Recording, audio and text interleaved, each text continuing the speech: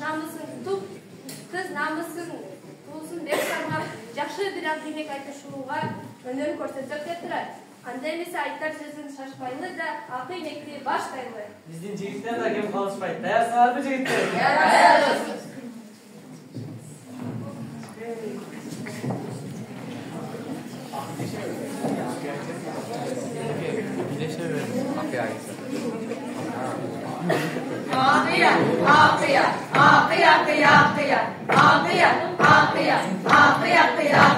Суунун башы Сулайман, сурабаймын Кудайдан. Алдылкынын балдарын жасап алам Мулайдан.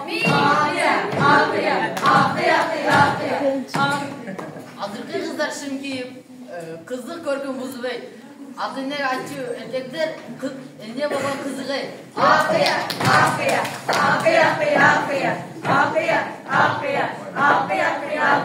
Ак көйнөгүм бар дейсиң. Аны эмне кийбейсиң? 9-класс болуп туруп, таблицаны билбейсиң. Илгеркинин кыздары сөз сүйлөөчү кынаптап, азыркынын кыздары сыра ичет сырактап. Акый айтып мен мени кыйын болуп кеттиңби? Кыйын болсоң көрөйүн, жулуп алам бетиңди. Колдорунан иш келбейт, кыздар бекер чурулдайт. Өз тилине тил келбейт, көпкөн кыздар чулдурайт.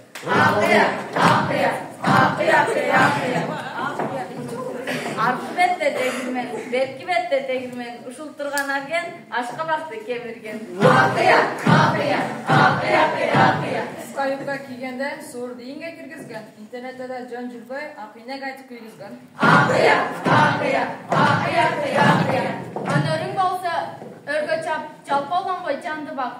Ой тилиңди билбесең, чечен болуп элге жак. Бешке бешти кошкондо, он эле боло турбайбы? Ушул турган солуулар бүгүн ойрон боло турбайбы? Акыйнек айтса балдары, сүйүнөт экен кыздары. Түшүнүп койгонго жан, виртуал экен бул жагы. Мунун кыздары жасаган кызга азыркынын кыздары этек менен окушат.